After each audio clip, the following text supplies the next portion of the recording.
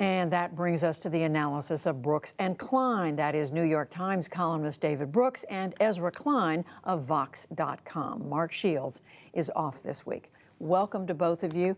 So much to talk about, but we're going to start, David, with where we just left off, the Supreme Court vacancy. What if, of course, we don't know what the president's going to do, but if it's down to these three, what does that tell us about what he wants the Supreme Court to be, about his thinking about replacing Justice Kennedy? Well, it's like we got our old Republican Party back, because these three are not Trumpy people. They're pretty elite, pretty established. And it's a testament to the Federalist Society, which was a conservative legal society that started in the 1980s, designed to turn talent into judgeships. And they've done a fantastic job over the last several decades of producing just this funnel of talent that goes up to all the courts, but especially the Supreme Court. And so whoever the Republican president is, there's just this whole series of people who are well qualified, pretty temperate, well connected with each other, and they're just ready-made. And so it's made to order. It's not a Trumpy set of people. It's a very establishment set of conservative jurists. Establishment set, Ezra? I think that's right. So Donald Trump made this deal with the Republican establishment, and it went something like this. You don't like me, and I definitely do not like you. But if you unite behind me, you will get your Supreme Court picks. And unusually, he brought out this document, and he said, these are the people I will look at. And he's made good on that. There are a lot of places where he's been a very, very unusual president, but these are not very different picks than we would have expected from a President Ted Cruz. The one place where I do think it's worth noting that there is a bit of betrayal here is that at the same moment, Donald Trump is also making a deal with voters. And he was saying, unlike the traditional Republican Party, I care about Medicare, and I care about Social Security, and I care about Medicaid. I won't let anybody hurt these programs. And at least some of the picks, particularly Kavanaugh on there, they're very, very pro-business, very anti-safety net, anti-government action picks. So by the same token by which Ted Cruz could be making these picks, there are a lot of Republicans who like Donald Trump because he wasn't like Ted Cruz, because he was supposed to be more of a populist.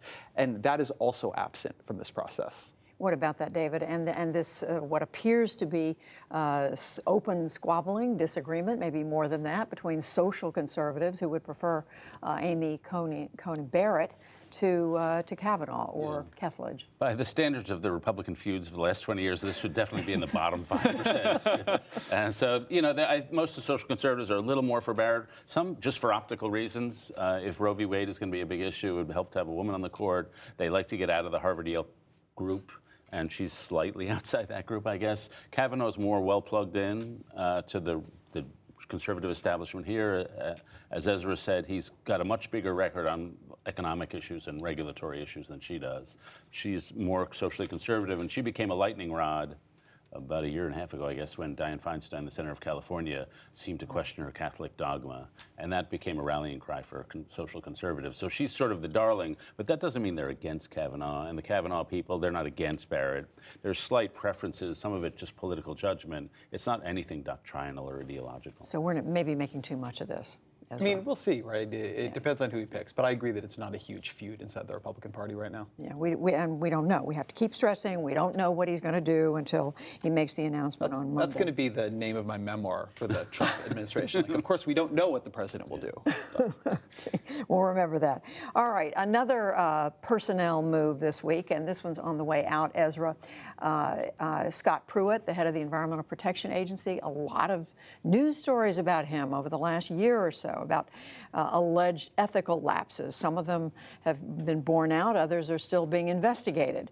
Does this tell us something about the president hanging on to him so far, or is it he's gone and we move on to the next chapter? I think if we just let this be a move on, we'll have made a big mistake. Yes, this tells us a lot about President Trump, about their management style. Scott Pruitt's level of corruption was a magnificent thing. It was something I've almost never seen in politics. I mean, it was like he was trolling, like he was daring people to see what was too far. And the thing that I think it showed about the Trump administration, I think we've seen this in other places too, is they've become so used to outrage. They have this whole idea about triggering the libs, triggering the liberals, doing things that their opponents don't like. And there's such a deep tribalism that it begins to destroy their own immune system for seeing when somebody is actually a detriment to them, to their administration. It was powerful in 2016 for Donald Trump to run as the guy who was going to drain the swamp. Powerful for him to run against the perks that people like Hillary Clinton took after they left office. And now he's allowed a lot of people like Pruitt to be around him, and he's going to get tagged with all this. These people who are using the public dime to take private flights and first-class flights and build themselves fancy telephone booths. And the fact that they were not better able to see earlier that this guy was not just potentially incompetent, but deeply, deeply corrupt, it says a lot about their management style and about what their blind spots really are. What about that? Yeah, I'd say it says two things about the blind spots. One, the inability to distinguish public service from private enrichment. I mean, there's just like a normal person.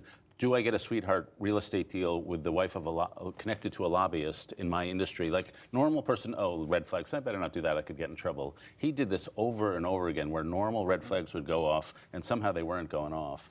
To me, the bigger problem is that within the APA, it became just this vipers attacking each other. There was no camaraderie. There was no sense of we're all part of this together. And people have been fleeing that agency. Trump appointees, not just the career people. Trump appointees have been fleeing it for months now because the atmosphere was so poisonous. And so it's the core issue here is character. And he seems to lack character, have a vicious or violent character. At the same time, he's trying to maneuver to get jobs like Secretary of State and Attorney General. So it's, character is destiny, I guess, except if you're in the Oval Office, then it doesn't matter. But. Well, I want to get to immigration, but I also want to quickly ask both of you about the president's speech last night, some of the things that he said. I mean, we've heard him, Ezra, go after Elizabeth Warren. There was, of course, the points of light comment, which was, you could interpret it as a criticism of President George H.W. Bush. But there were more comments. Maxine Waters, the congresswoman from California, then getting it wrong about Ronald Reagan and the Electoral College in Wisconsin. And you could say, are we making too much of this?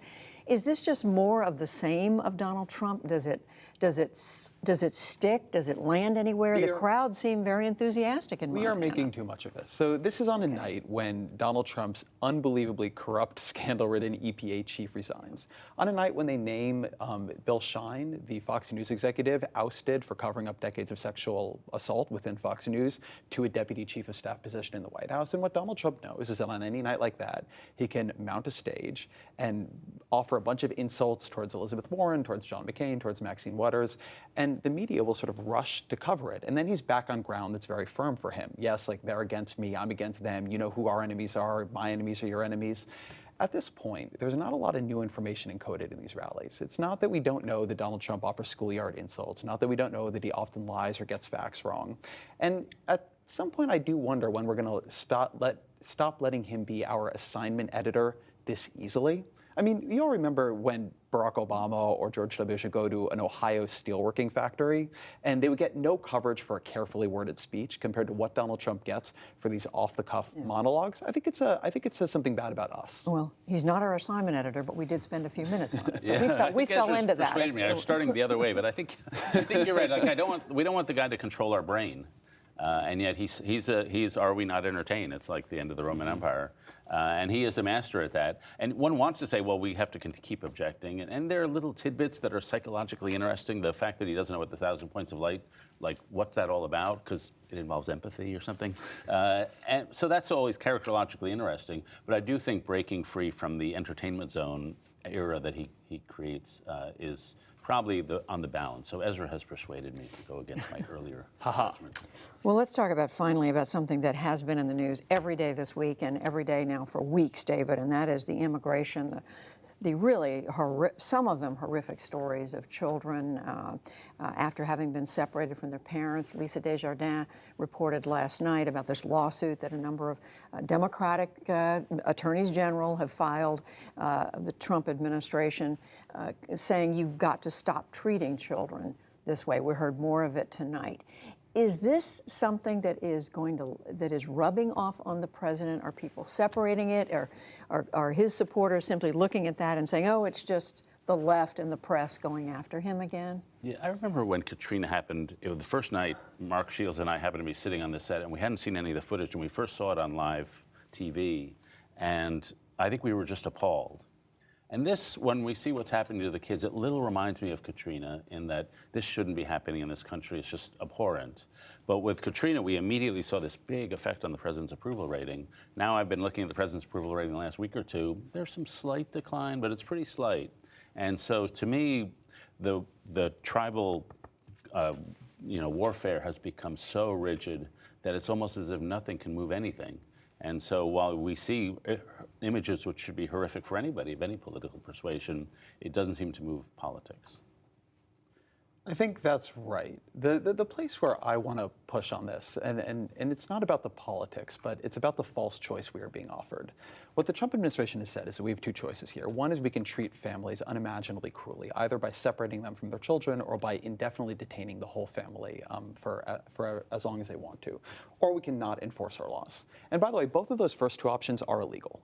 Courts have ruled against both the indefinite detention of a whole family, and they've ruled against separating the children from the family at this point. So they're in a place now where they're saying that they're doing something they know is not allowed by the courts. And they're saying, but on the other hand, we have to enforce our laws. There are so many other things we could do. We could give ankle bracelets, which they've done before. And it turns out when you give these folks, by the way, folks who have already passed an interview, that they have a real credible threat back home, an ankle bracelet, they show up for their hearing 99.4% of the time, I believe it is. They stay in the country, but with a ankle bracelet. We are choosing cruelty. And whatever it's doing to the politics, I feel like the one great advantage of the Trump administration is they often frame our choices. And that is not the only choice we have. We can be a better country than this while still following the laws, while still making sure people show up, while still making sure we're secure. And we should be. Is it I would just say that the only Democrats seem to be walking into the trap, at least some of them, by saying, let's get rid of ICE, which strikes me as a purity madness on the other side, because this is an actual agency that does actual things, and sometimes in good ways, sometimes to fight human trafficking and things like that. And so to me, some of the Democrats who are walking off to the other extreme are making a political, also probably a moral miscalculation. Is this family separation policy? Does it say something, David, about the president, about his values, or is it just?